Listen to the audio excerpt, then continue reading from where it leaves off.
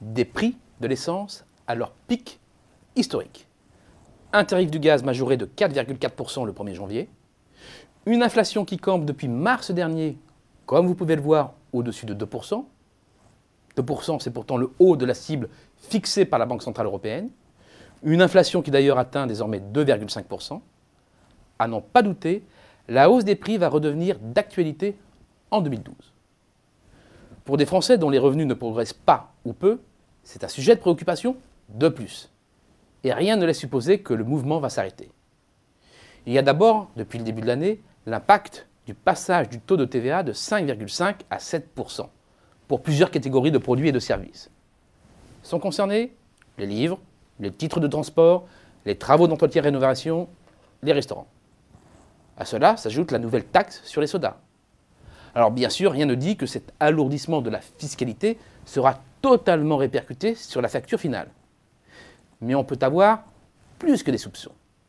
Dès le 28 décembre, la SNCF a annoncé une hausse de ses tarifs de 3,2% pour 2012, dont 1,5% dû à l'effet TVA.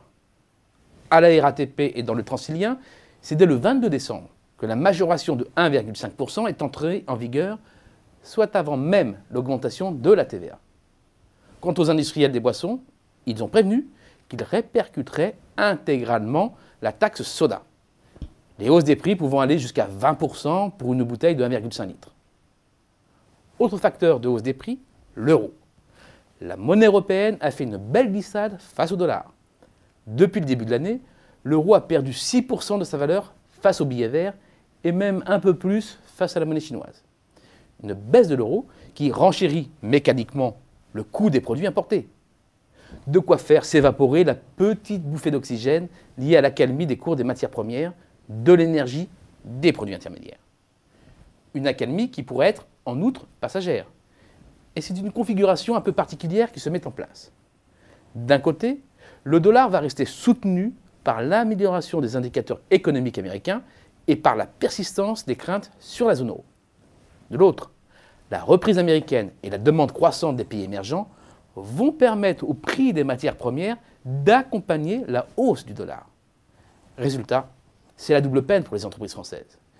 Et vu l'état de délabrement de leurs marges, pas d'autre solution que de tenter de répercuter ces hausses des coûts sur les tarifs. Enfin, un mot sur le principal facteur qui constitue les prix. Je veux parler des frais de personnel. Alors c'est un fait entendu, les salaires progressent peu et progresseront peu.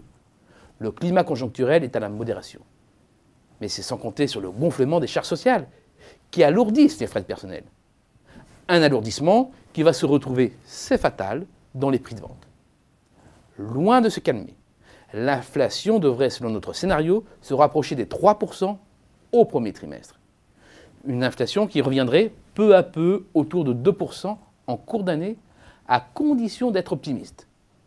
C'est une mauvaise nouvelle pour les ménages, c'est une mauvaise nouvelle pour les entreprises, mais ce n'est pas si mal pour l'État si cela rogne un peu le poids de la dette et améliore les recettes de TVA.